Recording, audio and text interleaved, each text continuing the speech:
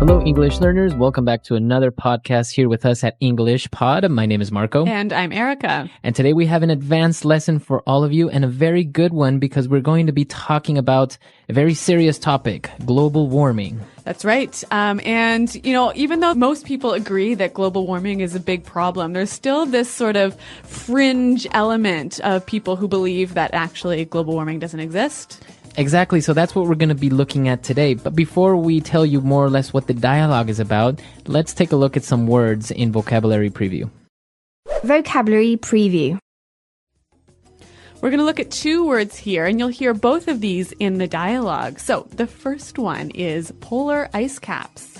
Polar ice caps. Polar ice caps. So when we talk about polar ice caps, polar is... Like the poles. The poles, right? The north and south poles of the Earth. Okay, so the extreme... The top and bottom. The top and bottom of the planet. Yep. Okay, and what about ice caps? So the polar ice caps are masses of ice that live or that exist on the top and the bottom of the world. We have these big chunks of ice that are on the top and the bottom of the planet. Yes, they're there all year round. Okay, so these are the polar ice caps. What about our next word? Well, next word is endangered species. An endangered species. An endangered species. Okay, so endangered species. It's a type of animal that is at risk of completely dying out. Okay, so it's not completely extinct. Right. So there's still... It's in danger. Okay, in danger of. Yeah. So an example of endangered species would be... the Bengal tigers. Okay, the tigers or the pandas, right? Or maybe gorillas. Right, so all of these animals, there are very few of them left in the world, so they are endangered species. Okay, so with that, I think we're just about ready to turn to our dialogue. Now, here we're going to learn a lot of language that you can use when you want to make an argument or express your point of view in a very sort of academic way. But Marco, what are we arguing about here? So we're going to listen as a college professor is lecturing about global warming and, well, one of the students doesn't really agree with what he's saying.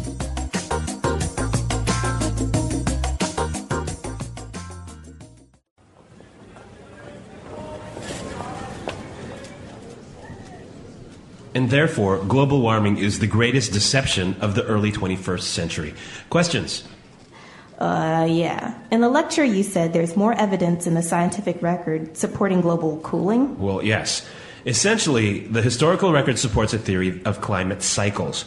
Warming and cooling are cooperating processes in the planetary ecosystem. If that's true, and the planet is getting cooler, what explains the rapid melting of the polar ice caps and the dramatic rise in the global average temperatures? But are global temperatures rising? If you look at the data from 1975, you'll be misled. If you were serious, you would look at the record starting in the 1880s. Then you would see how dramatically the Earth's temperature has changed.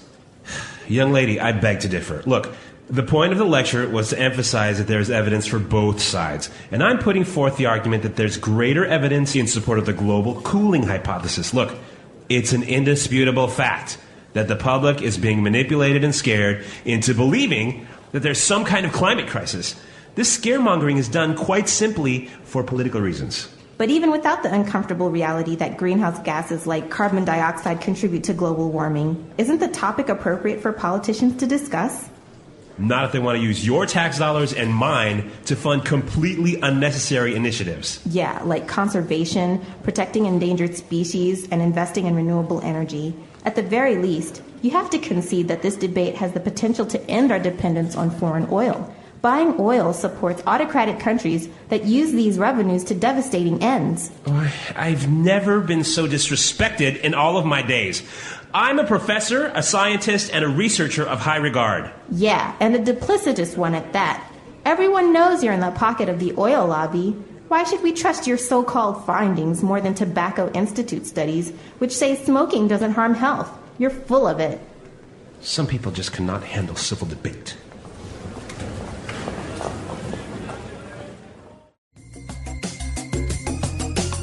All right, so apparently this college professor is not very truthful in what he's saying, right? Well, yeah, maybe he believes it, but they certainly have very strong and differing opinions. Mm-hmm. So that's the interesting part, is that we heard a lot of language that she used to argue her point of view. So this is interesting, and we can start now looking at some of this language in Language Takeaway. Language takeaway. So the college professor was arguing against this idea of global warming, and she said, look, it's an indisputable fact. Okay, an indisputable fact. An indisputable fact. Okay, so let's break it down and let's take a look at this word indisputable. You can't argue against it. Okay, so something indisputable is you can't argue with it, and well, a fact. Something that's true. Okay, so you can't argue with this truth. Piece of information, yeah. All right, indisputable fact. So why don't we give a few examples? It's an indisputable fact that China is the most populous nation on Earth. Okay, exactly. Or it's an indisputable fact that English Pod is the best podcast out there. Indeed, it is indisputable. All right, so indisputable fact. And what about our next word? Well, the student accused the professor of scaremongering. Scaremongering. Scaremongering. Okay, now this is kind of a strange word, scaremongering. Yeah, and I think some examples will help us to understand the meaning a little bit better. Example 1. Software flaws are not the same as virus attacks, and saying otherwise is just scaremongering. Example 2. There's been a lot of scaremongering caused by the rumor that mobile phones cause cancer. Okay, so basically we understand that it's kind of putting fear in people's minds. Yeah, it's sort of like selling fear for your own benefit. Mm-hmm. Okay, so making people afraid for some objective or some purpose. Yeah, and this word reminds me of the word a fishmonger. Okay, a fishmonger, what's that? Which is basically a seller of fish. So a scaremonger is a seller of fear. Okay, interesting. So now we have a way of remembering it. Yes. Scaremongering. All right, and moving on to our next word, we have autocratic. Autocratic. An autocratic country. Mm-hmm. So an autocratic country is ruled by someone who holds total power. Okay, so we have an autocratic country. So basically we have a leader that rules everything, right? Right.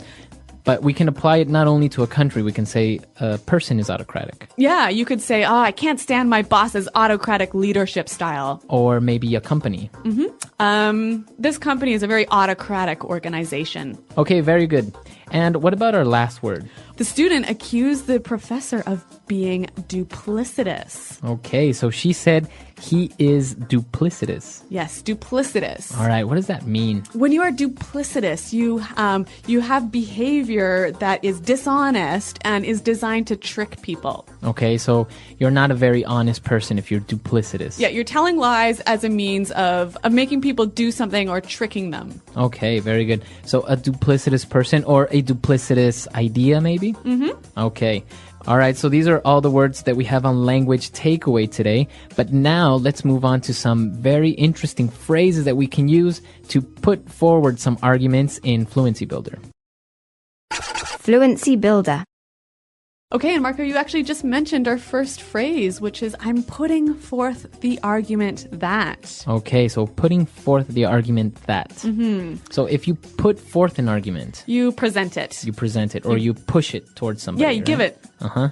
So can we just put forth an argument? Well, actually, you can put forth a lot of things, like put forth a suggestion. Okay, I'm putting forth a suggestion that we should get a new computer. Or an idea. Tim put forth the idea that we should go on vacation to Hawaii. Ooh, good idea. All right, so you can put forth many different things. So the professor obviously is putting forth the argument that global warming is a myth. And the student obviously totally disagreed. And she said, you have to concede that. Okay, you have to concede that. You have to concede that. All right, so this word concede, or you have to concede, why don't we listen to some examples before we listen to the meaning? Example 1. I'm sorry, but I can't concede with you on this point. Example 2. Julie conceded that she might have forgotten her sister's birthday. Example 3. Both philosophers conceded that their philosophies have some errors. Okay, so you have to concede that. Basically, you have to agree that this one point in my argument is true. Maybe you're arguing many different points with somebody, but you tell them, well, you have to concede that the Earth is round. Okay, so that part I can't argue with. It's really true. Okay, very good. So concede. Now, at the end of the dialogue, the student accused the professor of being in the pocket of the oil lobby. Okay, so he's in the pocket of. To be in the pocket of. All right, so if I have somebody in my pocket, what does that mean? It means basically you're bribing them. Okay, so maybe I have the senator in my pocket. Okay, so obviously you're paying the senator to do what you want. Okay, very good. So it's another way, it's a very informal way of saying I'm bribing somebody or that person is being bribed. That's right. All So right. why don't we move to our final phrase?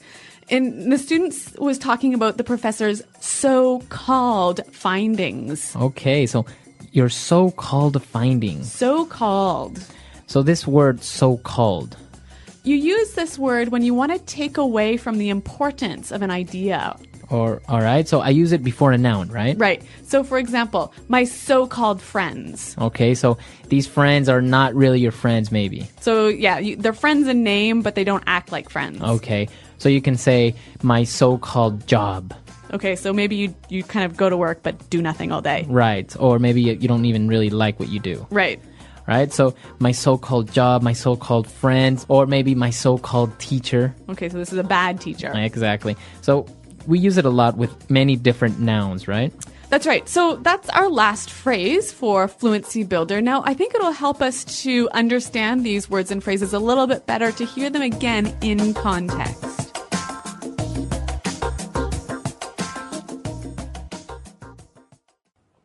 Hello, and welcome to the English Podcast Zone. I'm really glad you're here today because we're going to explore one of the most important and urgent issues of our time, global warming. It's a topic that affects every one of us, no matter where we live or what we do. And what makes this topic even more relevant right now is the rising geopolitical tension in the Middle East, especially the dangerous conflict between Iran and Israel. As frightening as wars are, they often worsen global crises, including environmental ones. So today, we'll learn English through the lens of climate change and its connections to real-world events. Let's begin by talking about what global warming actually means. You've probably heard this term many times, but let's make sure we understand it clearly. Global warming refers to the long-term rise in the average temperature of the Earth's climate system.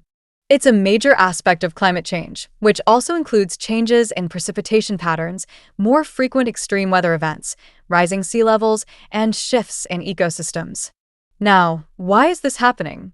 One of the primary causes is the greenhouse effect. When we burn fossil fuels like coal, oil, and natural gas for energy, we release gases like carbon dioxide, CO2, methane, and nitrous oxide into the atmosphere. These gases trap heat from the sun, just like glass panels trap heat inside a greenhouse. That's why they're called greenhouse gases. A useful phrase here is carbon footprint.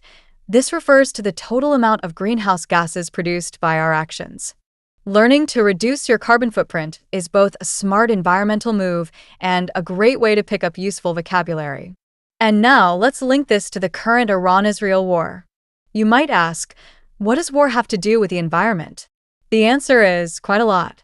Military operations consume huge amounts of fossil fuels.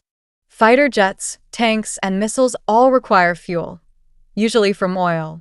That means wars not only destroy human lives and infrastructure, but they also produce massive emissions that accelerate climate change. This is what we call a ripple effect.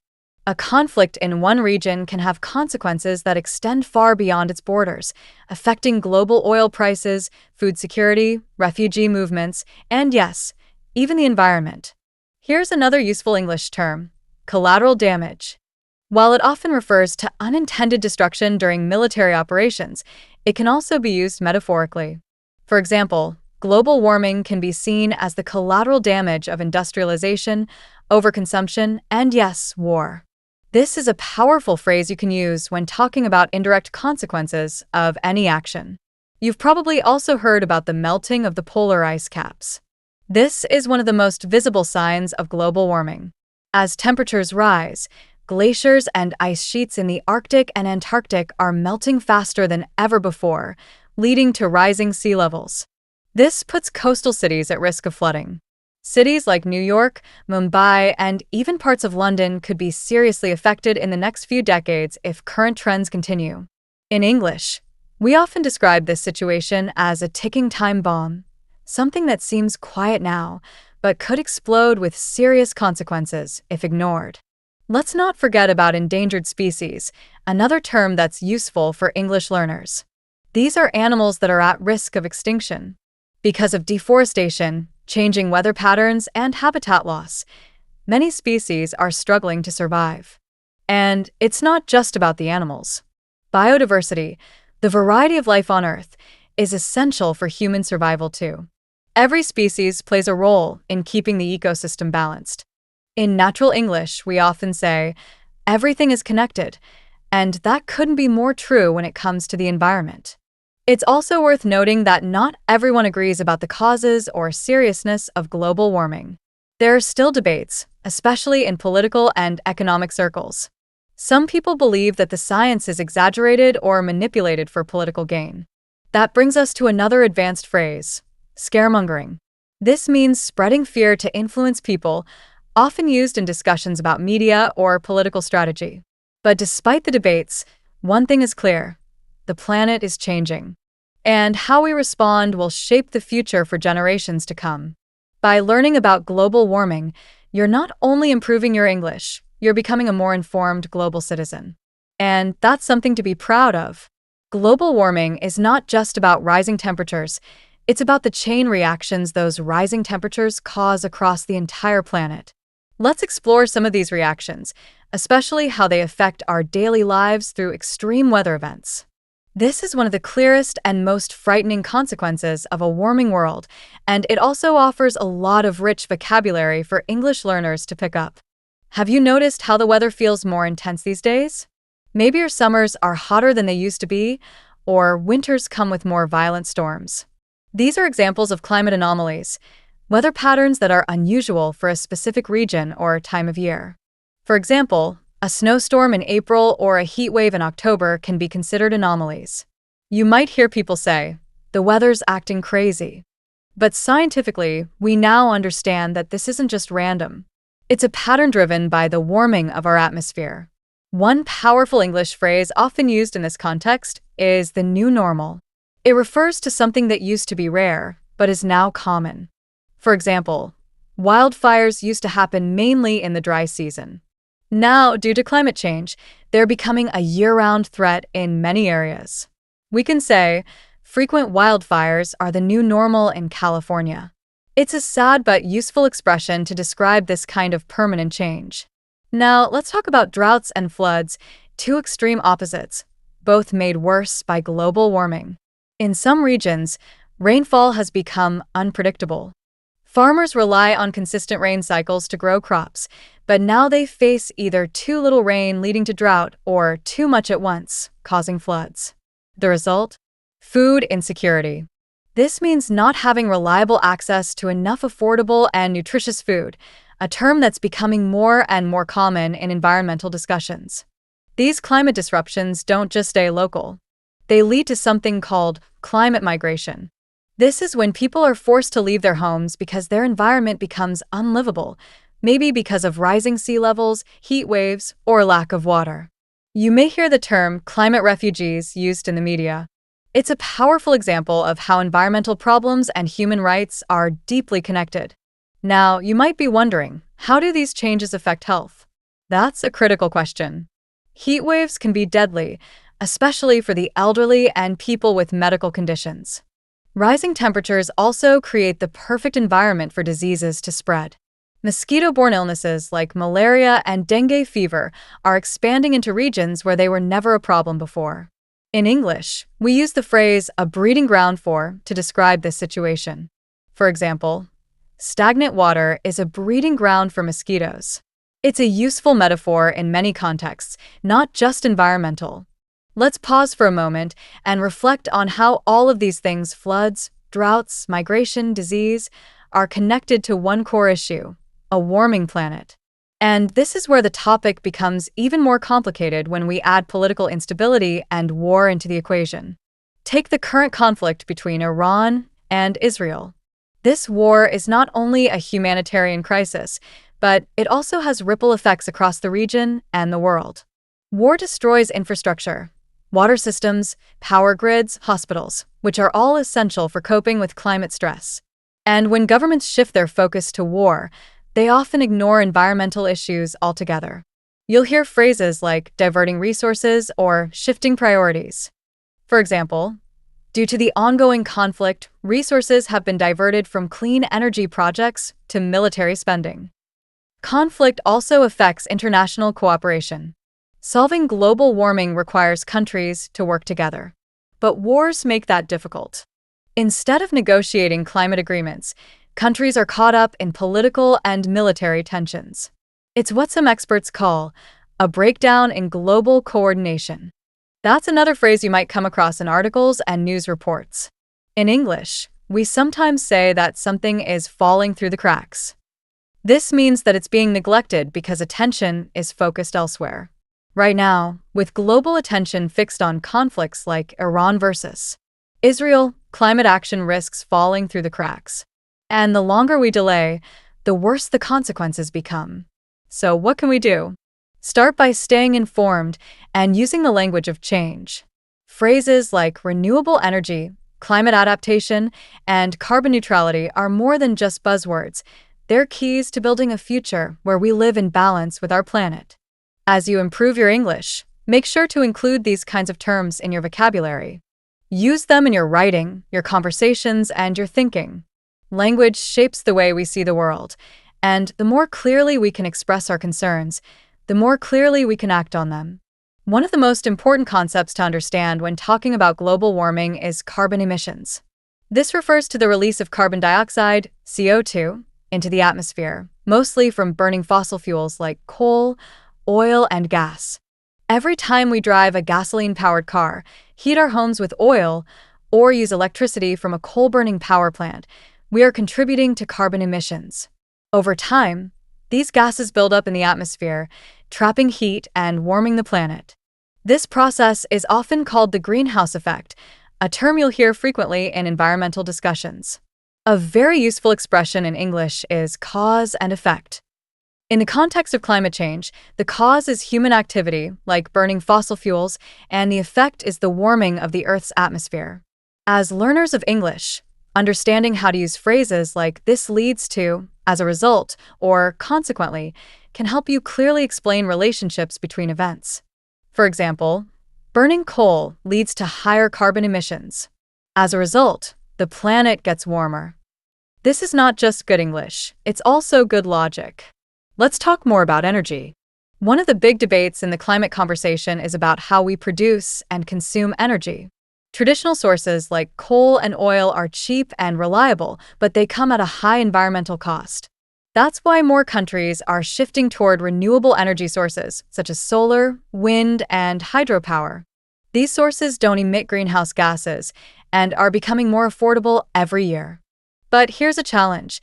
Switching to renewable energy isn't always easy, especially in regions dealing with war or political instability.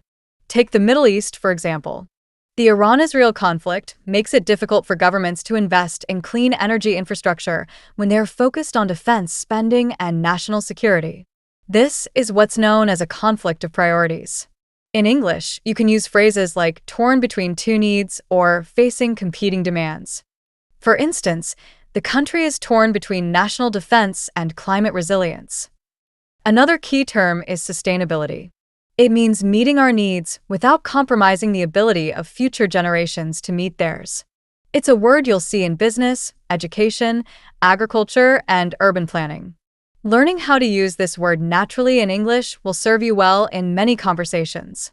You might say, "We need sustainable energy policies," or "sustainable farming practices protect both people and the planet." But let's also look at some of the resistance to climate action. In many countries, there are powerful interest groups that lobby against environmental regulations. One of the most common criticisms you'll hear is that climate policies are too expensive or will hurt the economy. This brings us to another useful phrase: short-term gain, long-term pain. It describes situations where people choose easy or profitable actions now that will cause problems in the future. For example, Relying on cheap oil may bring short-term gain, but long-term pain for the environment. You'll also hear about greenwashing, a term that refers to companies or governments pretending to be environmentally friendly while continuing harmful practices. This is an advanced word but very important in today's global discussions. If a company advertises itself as eco-friendly but still pollutes rivers or cuts down forests, it might be accused of greenwashing. It's a way to call out hypocrisy in climate policies. As English learners, you can also benefit from mastering how to use critical expressions like, "I question the validity of," "there's a growing concern that," or "the evidence suggests that." These are formal and effective ways to introduce doubt or analysis when discussing complex issues. For example, there's a growing concern that military conflicts in the Middle East are slowing down global progress on climate cooperation. Another impact of global warming worth discussing is its effect on the economy. Natural disasters like hurricanes, wildfires, and floods damage infrastructure, reduce agricultural yields, and displace communities. All of this leads to billions of dollars in losses. Insurance companies raise premiums, governments struggle with rebuilding costs, and families lose homes and livelihoods. The phrase economic fallout is often used to describe these consequences. For instance, the economic fallout from the wildfires has been devastating. To sum up today's learning, global warming is closely tied to how we produce energy, how we manage conflict, and how we invest in the future. It's not just an environmental issue, it's also economic, political, and deeply human. And through learning the language that expresses these complex ideas, you're not only improving your English, you're becoming part of a global conversation that affects us all. Let's take a closer look at how global warming is reshaping the geography of our planet, especially through the rise in sea levels. This is one of the most visible and measurable effects of climate change. As glaciers and polar ice caps melt due to higher global temperatures, more water flows into the oceans. At the same time, warmer water expands. Together, these two forces are causing sea levels to rise at an accelerating rate. This rise isn't just something that affects future generations. It's already happening.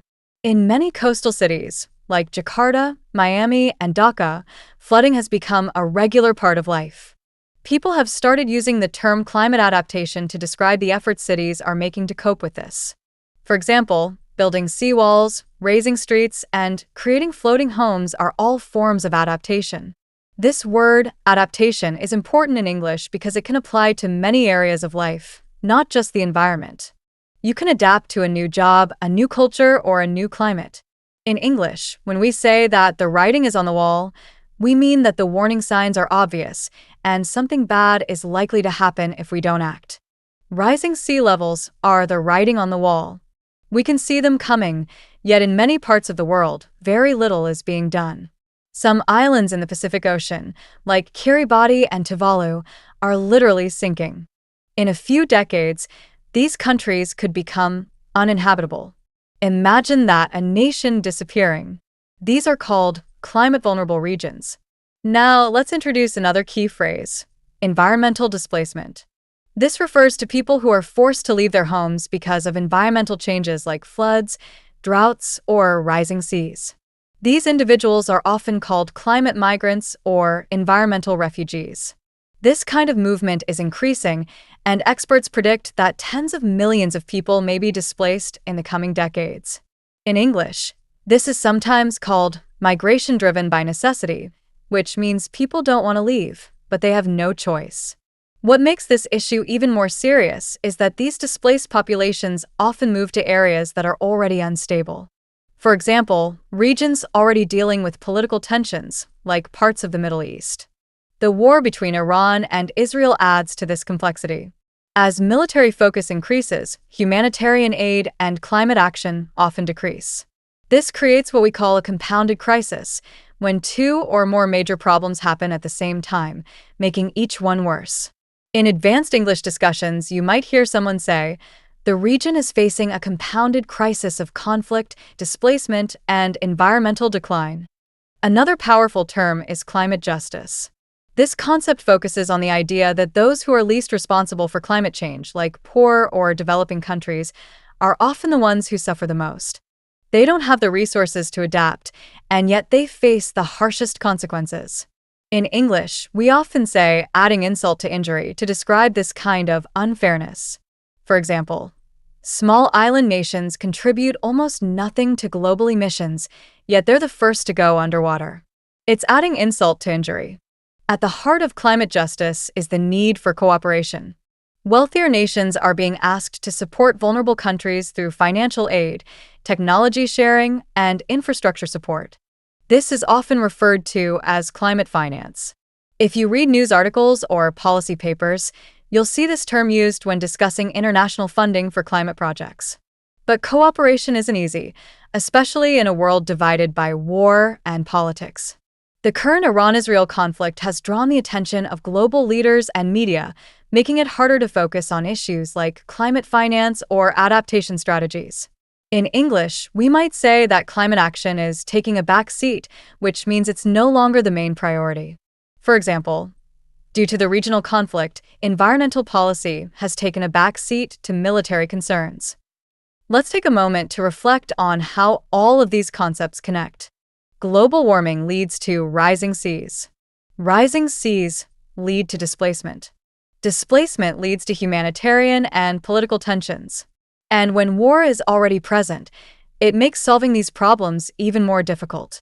This is why we call climate change a threat multiplier, a term used to describe how it intensifies existing challenges. If you're learning English for global communication, these phrases, climate adaptation, environmental displacement, climate justice, threat multiplier, are essential. They help you speak not just clearly, but powerfully. Because climate change is not only a scientific issue, it's a human story, and language is what connects us to that story. When we talk about global warming, we often focus on science and the environment, but there's another crucial angle that deserves attention: human health. The connection between climate change and public health is growing stronger every year, and understanding this relationship can help us both protect ourselves and speak more confidently in English about global challenges. Let's begin with one of the most direct effects: heat-related illnesses.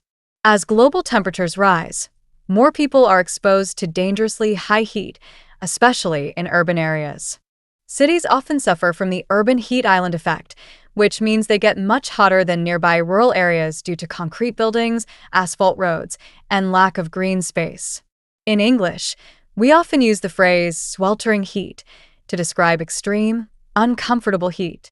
For example, people in the city were struggling to stay cool in the sweltering heat. High temperatures can lead to dehydration, heat exhaustion, and even heat stroke. The elderly, young children, and outdoor workers are most at risk.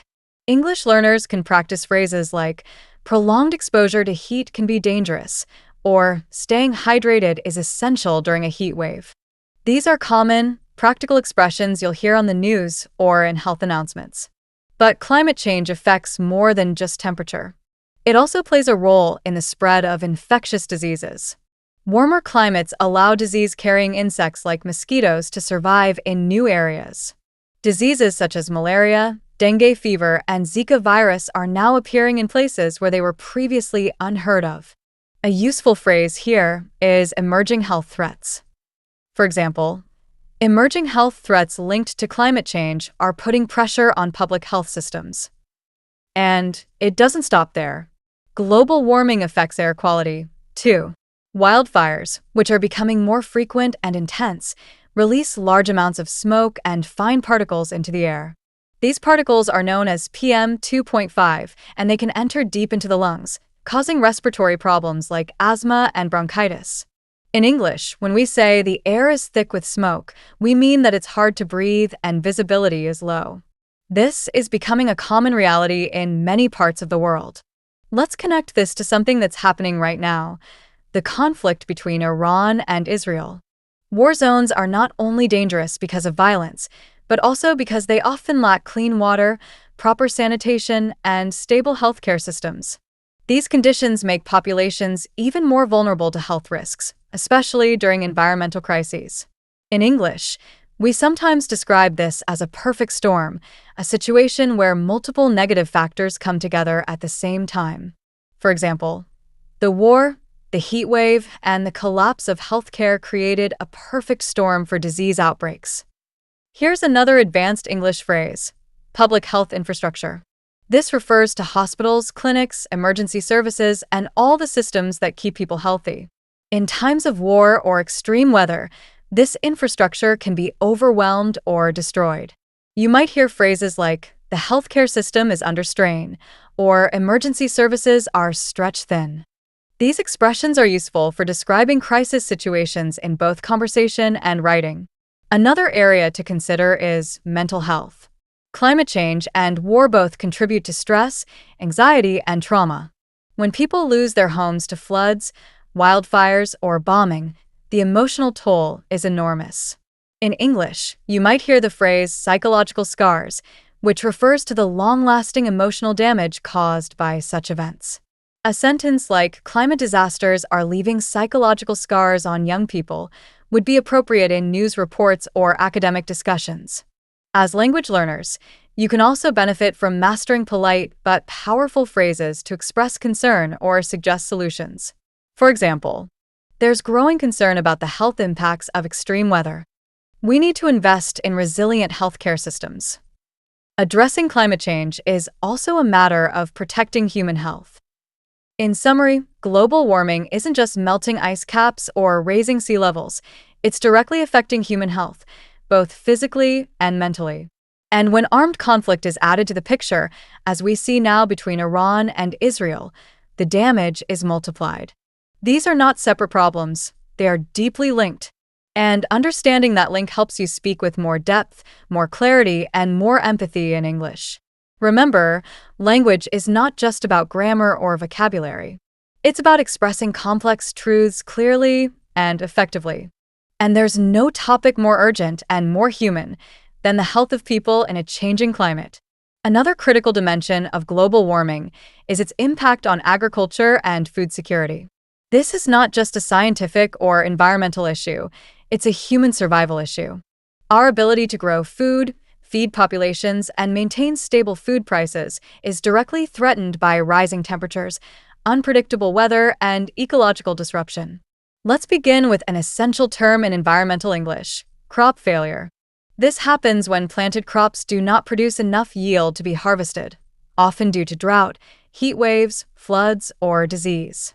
Crop failures are becoming more common in many parts of the world. For example, when rains arrive too late or too early, or when an unexpected frost damages crops, entire harvests can be lost.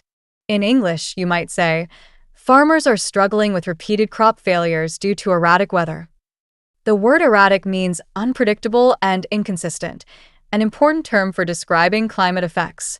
Global warming is also shortening the growing season in many regions. Crops that used to thrive in certain climates are now facing heat stress and water scarcity. A useful term here is climate-resilient crops. These are plants that can survive harsh conditions like drought or extreme heat. Many agricultural scientists are now working to develop more of these crops to ensure food production continues even as the climate becomes less predictable. But it's not just about growing food, it's also about transporting and storing it. Extreme weather disrupts transportation networks. Roads and railways can be flooded or damaged by storms. Storage facilities without proper cooling systems can spoil food in hot temperatures. All of this leads to food insecurity, a term that means people don't have reliable access to enough safe and nutritious food. You'll often hear this phrase in humanitarian reports: millions are at risk of food insecurity due to ongoing drought and conflict. This leads us to an important expression: a fragile food system. In English, when we describe something as fragile, we mean it's easily broken or damaged. A fragile food system can collapse under pressure, like when climate disasters or wars interrupt farming, transportation, or trade. The war between Iran and Israel, for example, can create ripple effects in the global supply chain, especially when trade routes are blocked or fuel becomes more expensive. This is what experts call supply chain disruption. To understand the connection, consider how countries import and export essential items. When a conflict affects a major oil-producing nation, fuel prices rise. When fuel prices rise, It becomes more expensive to operate farm equipment, run food factories, or transport goods. That increases food prices everywhere, even in countries not directly involved in the conflict. In English, this domino effect is sometimes described with the phrase a global shock. For example, the war triggered a global shock in food and energy markets. We can also look at how changing climates are pushing farmers to make difficult decisions. In many parts of the world, farming is no longer reliable. This leads to rural migration, a movement of people from the countryside into cities in search of work and stability. This creates pressure on urban infrastructure, housing, and public services. In natural English, we might say, farming communities are being driven off the land. It's a strong, emotional way to describe forced migration due to environmental change. Now, what can be done? One popular concept in climate discussions is sustainable agriculture. This refers to farming methods that protect the environment, conserve water, and reduce carbon emissions. It includes practices like rotating crops, using organic fertilizers, planting trees around farmland, and reducing pesticide use. As an English learner, mastering phrases like, "We need more sustainable farming practices," or "Sustainable agriculture is vital for food security," can help you sound well-informed and fluent. We also hear more about agricultural innovation, using technology to improve farming outcomes. This includes tools like smart irrigation, weather prediction apps, and even drones to monitor crops. These technologies help farmers adapt to the changing climate. A useful phrase here is future-proofing agriculture, meaning making the food system strong enough to survive future challenges. For example, investing in innovation is key to future-proofing agriculture in the face of global warming. As we can see, food is not just something we buy from a store. It's deeply connected to climate, politics, conflict, technology, and economics. The effects of global warming on agriculture are already being felt, and when war is added to the mix, like the ongoing Iran-Israel conflict, the risk of food crises increases sharply. These are the connections that shape real life and real language. So, as you build your English skills, think of how to talk about these issues with depth and clarity. Phrases like climate-resilient crops, supply chain disruption, and food insecurity don't just improve your vocabulary. They prepare you to engage in global conversations that matter. Because understanding the language of food and climate is not just academic, it's essential for the world we live in. One often overlooked but incredibly important area affected by global warming is water security. As the climate shifts, access to clean, safe, and reliable water becomes increasingly uncertain for millions of people around the world. This issue is especially urgent in arid and semi-arid regions, places that already struggle with water shortages. And when conflict, such as the current war between Iran and Israel, is layered on top of climate pressures, the problem grows even more complex. Let's begin with some essential terms. First, water scarcity, a condition where the demand for water exceeds the available supply.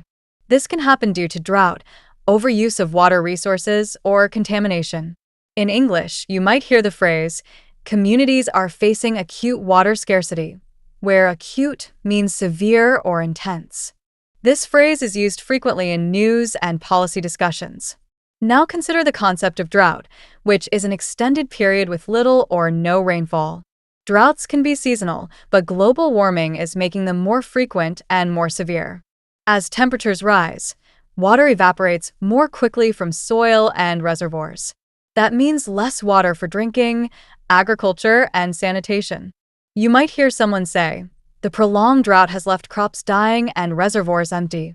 The word prolonged is a useful vocabulary term that means something lasts longer than usual, especially something unpleasant.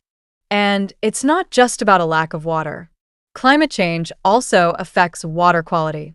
Flooding, rising temperatures, and extreme storms can pollute drinking water supplies with bacteria, chemicals, and waste. This leads to what is called waterborne diseases, illnesses spread through contaminated water. These include cholera, dysentery, and typhoid. In English health discussions, you might hear phrases like, "Floodwaters have increased the risk of waterborne diseases," or "Clean water is essential for preventing illness."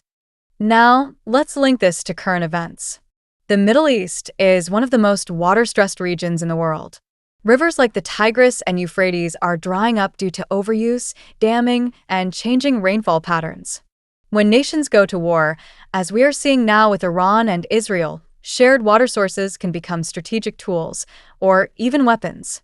This brings us to a powerful English term, water conflict, a situation where access to water becomes a point of tension between groups or countries.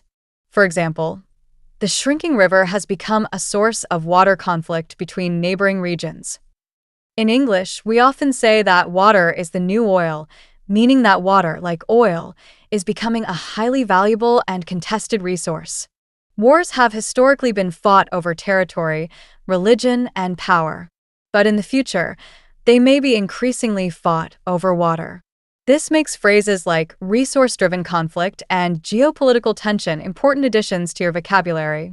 You can use them in sentences like, climate change is fueling resource-driven conflict in water-stressed regions.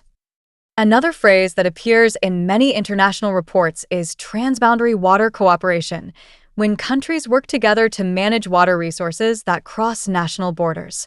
This cooperation is essential, especially during times of drought or political instability. Without it, the risk of conflict rises. In English policy writing, you may read things like, diplomatic efforts are needed to ensure transboundary water cooperation in the region. Water is also crucial for energy production, agriculture, and industry. In environmental discussions, this interconnectedness is described using the phrase the water-energy-food nexus. It's a complex idea, but the term simply means that water, energy, and food systems are all closely linked. A shortage or breakdown in one can affect the others. For example, water shortages have disrupted power generation and food production, illustrating the vulnerability of the water-energy-food nexus. And let's not forget the human side of this issue. When water becomes scarce or polluted, people, especially women and children, are often forced to travel long distances to collect it. This exposes them to danger and takes time away from education or work. In development and humanitarian discussions, this is referred to as the burden of water collection. For example, in rural communities, the burden of water collection often falls on young girls. So what's the takeaway here? Water is not just a basic human need, it's a central piece of the climate crisis. Global warming is reshaping when, where, and how we access water. When combined with war, especially in already vulnerable regions like the Middle East, the results can be devastating. And yet, this is also an opportunity for cooperation, innovation, and resilience. For English learners, mastering terms like water scarcity, drought, water conflict, and transboundary cooperation isn't just about language. It's about being able to engage in meaningful global conversations. Because water may be invisible most of the time, but without it, nothing else can survive. Not people, not peace, and certainly not the planet.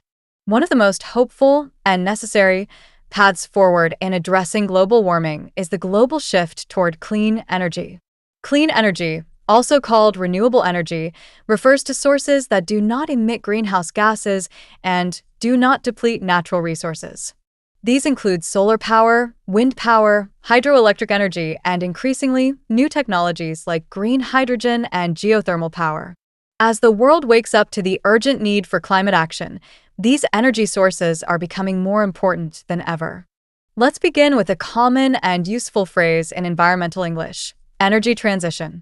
This term refers to the global move away from fossil fuels like coal, oil, and gas toward cleaner and more sustainable sources. In news reports or speeches, you might hear, the energy transition is crucial to slowing climate change. It's a phrase that shows up frequently in international climate agreements and economic planning. But energy transition is not just about switching fuels. It's about changing entire systems, how we build cities, power industries, move people and goods, and heat or cool our homes. This is often described with the term decarbonization, which means reducing carbon emissions across all sectors of society. You can say, the transportation sector must undergo rapid decarbonization, or investing in public transit is part of urban decarbonization. One of the major benefits of clean energy is that it reduces dependency on imported oil and gas. This has huge political and security implications. In fact, the war between Iran and Israel is a powerful reminder of how fossil fuels are often tied to conflict. Oil wealth can fund military operations, and control over energy resources can become a weapon in geopolitical struggles. In English, this situation is often referred to as energy security. A country with energy security doesn't have to rely on others for its fuel. For example, renewable energy strengthens national energy security. Let's look at two key types of renewable energy that are growing rapidly: solar and wind. Solar panels convert sunlight into electricity, and wind turbines use the movement of air to generate power. These technologies are now affordable and widespread in many countries. The English phrase scaling up is often used in this context. For example, the government is scaling up solar power to meet its climate targets. Scaling up means increasing something in size, impact, or capacity. But transitioning to clean energy is not always easy. There are challenges with storage, infrastructure, and investment. One of the biggest issues is something called intermittency, which means that solar and wind energy are not always available. The sun doesn't always shine, and the wind doesn't always blow. This makes storing energy important. That's where technologies like battery storage and smart grids come into play. These are important terms for advanced learners of English interested in technology and sustainability. In some regions, especially those affected by war or political instability, transitioning to clean energy becomes much harder. Think of areas impacted by the Iran-Israel conflict. Energy infrastructure may be damaged or controlled by military forces. Governments may prioritize defense spending over clean energy investments. In this case, we often hear the phrase a missed opportunity for resilience. For example, the conflict has become a missed opportunity for resilience through renewable energy. However, even in times of crisis, clean energy can offer hope. Solar microgrids and portable wind turbines can provide electricity to refugee camps, hospitals, and disaster zones. This is called energy access, the ability for people to obtain reliable and affordable power. Without it, modern life is nearly impossible. In global development reports, you'll often read statements like, expanding energy access is essential for climate adaptation and social stability. Another term to know is green jobs, employment created by the shift to clean energy. These include jobs in solar installation, wind turbine maintenance, battery engineering, energy efficiency auditing, and much more. The phrase green economy refers to an economy based on sustainability, not pollution. You might hear, the green economy is creating new opportunities for young workers. Finally, let's talk about climate innovation, the idea that technology and creativity can drive solutions to the climate crisis. From carbon capture machines to algae-based fuels, there are thousands of researchers, inventors, and entrepreneurs working to build a more sustainable world.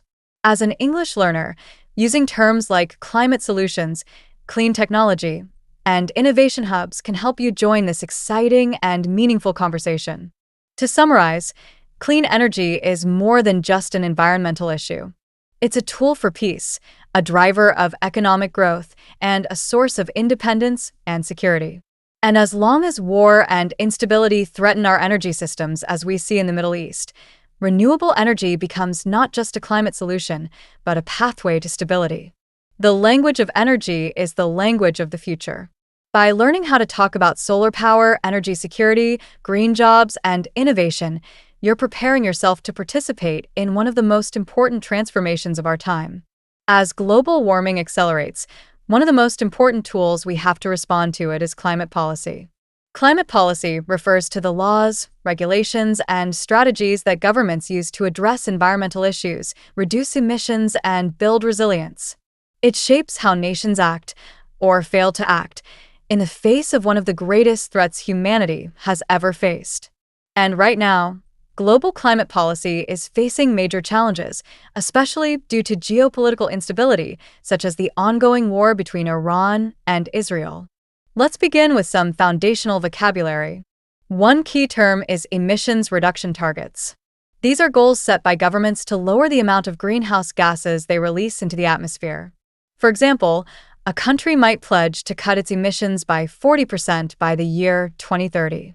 In English news coverage, you'll often hear, "The nation is falling short of its emissions reduction targets," meaning it's not doing enough to meet its climate goals. Another essential term is net zero. This means balancing the amount of greenhouse gases emitted with the amount removed from the atmosphere, resulting in zero overall emissions. Countries, cities, and companies are now making net zero pledges. You might hear, "The company has committed to reaching net zero by 2050. Understanding this phrase is crucial for discussing long-term environmental strategies. But setting goals is not enough. We also need accountability. This means that governments and organizations must actually follow through on their promises. A useful phrase here is holding them accountable. For example, activists are working to hold politicians accountable for climate inaction. This type of expression is common in advocacy and policy debates. Now, let's talk about international climate agreements like the Paris Agreement. These are treaties where multiple countries agree on shared climate goals. The Paris Agreement, for example, aims to limit global warming to well below 2 degrees Celsius, ideally 1.5 degrees Celsius, compared to pre-industrial levels. One phrase you'll often hear in English is binding commitments, which means legal obligations to take action. You can say, "The agreement lacks binding commitments, making enforcement difficult." Unfortunately, wars and conflicts make international cooperation extremely difficult. The Iran-Israel war is a prime example.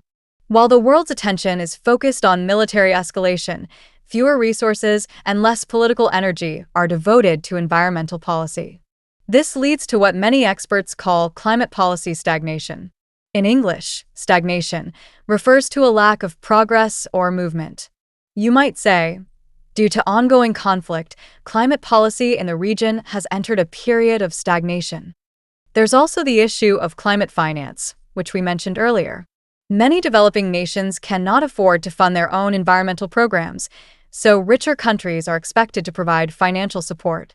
But when those same richer countries are involved in military spending or facing economic pressure, this support often disappears. A term that describes this failure is broken promises. For example, developing nations are frustrated by broken promises on climate finance. Let's explore the role of civil society, activists, youth groups, NGOs, and ordinary citizens who push for change. These voices are essential in shaping climate policy. A strong and useful English phrase in this context is grassroots movement, which refers to action that starts from the people rather than the top levels of government. You can say, grassroots movements are demanding stronger climate laws. Another term is public pressure, which means the influence of public opinion. For example, public pressure forced lawmakers to include climate action in their new legislation. Of course, not everyone supports strong climate policy. There is also climate skepticism and political resistance. Some leaders believe that climate regulations are too costly or interfere with economic growth. In English, you may hear phrases like regulatory overreach or economic burden used by those who oppose climate laws. This kind of language often appears in debates where climate change becomes a political issue rather than a scientific one. Let's not forget the importance of climate education, teaching young people about the environment, sustainability, and their role in shaping the future.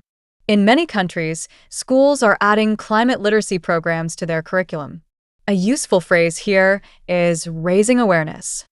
For example, climate education is key to raising awareness among the next generation. As conflicts like the Iran-Israel war continue to dominate headlines, there is a real danger that climate policy will be pushed aside. In English, we often say, it has slipped off the agenda, meaning it is no longer being prioritized. This is a serious risk because delays in climate action today can lead to irreversible damage tomorrow.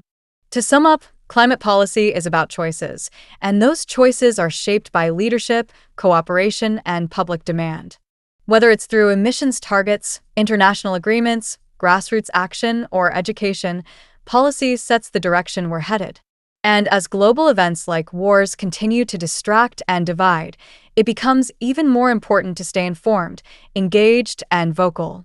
For English learners, this topic offers rich vocabulary and powerful phrases like net zero pledges, policy stagnation, public pressure, and broken promises. Learning this language helps you not only improve your fluency, but also join one of the most meaningful conversations of our time. Because when it comes to climate policy, silence is not an option. As we reach the final part of our exploration into global warming, it's time to focus on climate resilience, the ability of societies, systems, and individuals to adapt, survive, and thrive despite the growing challenges of a warming planet.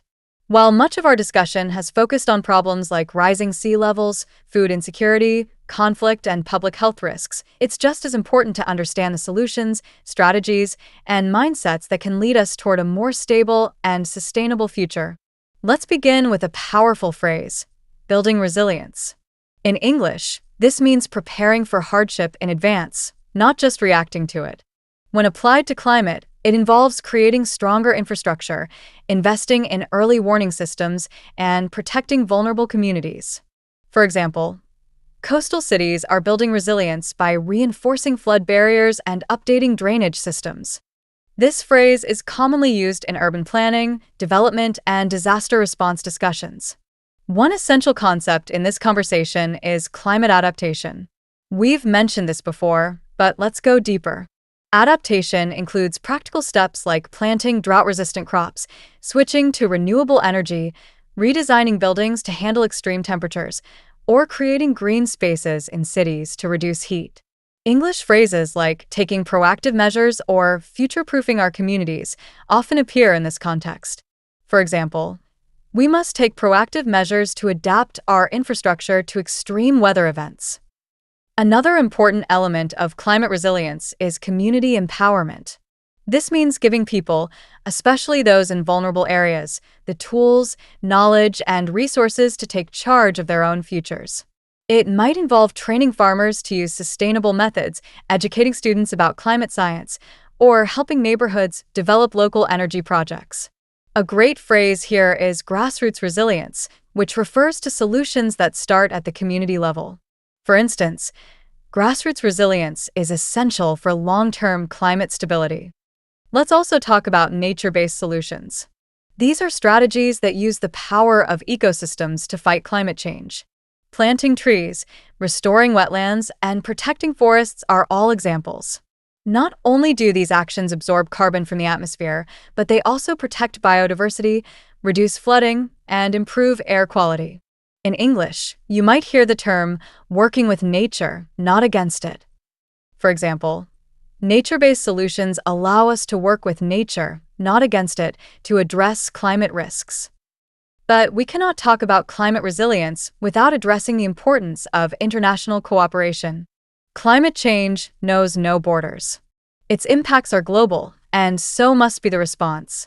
Peace, collaboration, and shared responsibility are essential for building a resilient future. Unfortunately, ongoing conflicts, like the war between Iran and Israel, undermine this spirit of cooperation. They drain resources, deepen mistrust, and pull focus away from long-term sustainability. In English, we often say, "You can't fight fires while starting new ones." This expression means it's impossible to solve one crisis while creating another. Another relevant term is just transition.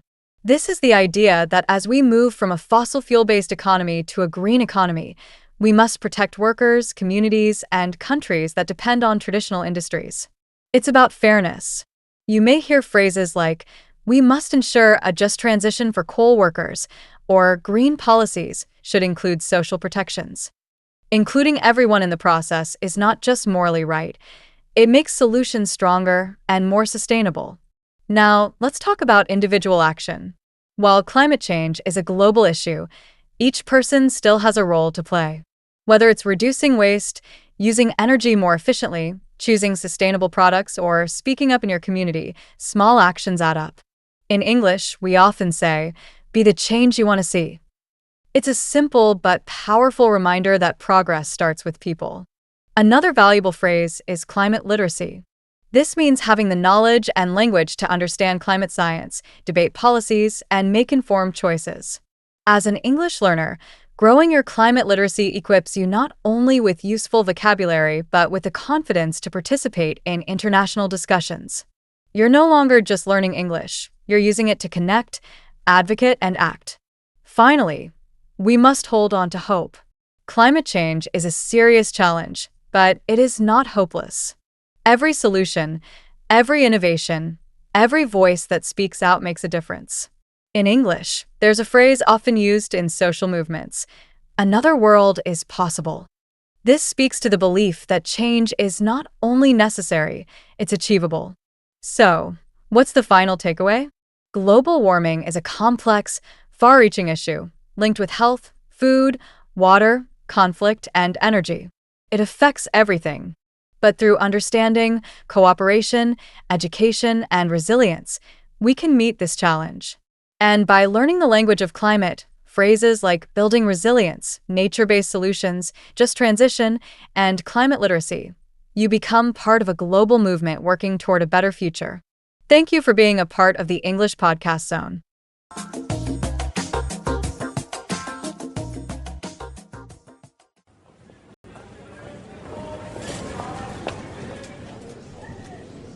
And therefore, global warming is the greatest deception of the early 21st century. Questions? Yeah. In the lecture, you said there's more evidence in the scientific record supporting global cooling? Well, yes. Essentially, the historical record supports a theory of climate cycles. Warming and cooling are cooperating processes in the planetary ecosystem. If that's true, and the planet is getting cooler, what explains the rapid melting of the polar ice caps and the dramatic rise in the global average temperatures? But are global temperatures rising? If you look at the data from 1975, you'll be misled. If you were serious, you would look at the record starting in the 1880s. Then you would see how dramatically the Earth's temperature has changed. Young lady, I beg to differ. Look, the point of the lecture was to emphasize that there's evidence for both sides. And I'm putting forth the argument that there's greater evidence in support of the global cooling hypothesis. Look, it's an indisputable fact that the public is being manipulated and scared into believing that there's some kind of climate crisis. This scaremongering is done quite simply for political reasons. But even without the uncomfortable reality that greenhouse gases like carbon dioxide contribute to global warming, isn't the topic appropriate for politicians to discuss? Not if they want to use your tax dollars and mine to fund completely unnecessary initiatives. Yeah, like conservation, protecting endangered species, and investing in renewable energy. At the very least, you have to concede that this debate has the potential to end our dependence on foreign oil. Buying oil supports autocratic countries that use these revenues to devastating ends. Boy, I've never been so disrespected in all of my days. I'm a professor, a scientist, and a researcher of high regard. Yeah, and a duplicitous one at that. Everyone knows you're in the pocket of the oil lobby. Why should we trust your so-called findings more than Tobacco Institute studies, which say smoking doesn't harm health? You're full of it. Some people just cannot handle civil debate.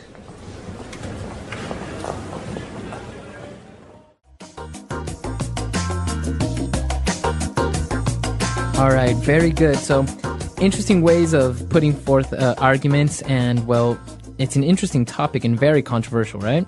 That's right. But what I noticed in this dialogue is that the student was pretty assertive in putting forth her argument and standing up to the teacher. Right. She argued with the teacher a lot. And this is interesting because it's a very cultural aspect, I think, right? Yeah. In North American universities, there is this idea that it's really important to think critically and to argue against different ideas and to to really speak up when you don't agree with something. Right. So basically there's this culture of questioning. Not only what you're being taught, but you can also question the teacher. You don't actually have to believe everything that the teacher is saying. Exactly. And actually, I think this situation is really interesting. You always go to these lectures and there's always a question and answer period at the end of the lectures. Mm-hmm. And I think that there's like this group of sort of academically minded people who feel like it's really cool to ask these really difficult questions and engage in arguments with the profs. Yeah, that's really true. But actually, she used a lot of polite language and a lot of polite ways of actually arguing with the professor until the last point when she said, "You're full of it." Yeah, you're full of it. right? You're full of it. So what's she saying here? All right, she's basically saying that you're full of shit. Marco. So yeah, you wouldn't really say that. So to be a little bit less rude, you would just say you're full of it. Yeah, but that is one step too far. I think this would be considered a little bit rude in Yeah, university. for a professor, yeah. But I guess if you don't believe what your friend is telling you, or maybe he's exaggerating, you can say, oh, you're full of it. Yeah. Okay, so some great argumentative language here in this dialogue, but we want to give you an opportunity to try out some of this language. So come to our website at englishpod.com. Right, we are there to answer any questions or doubts, and we'll see you guys there. All right, guys, until next time, goodbye. Bye.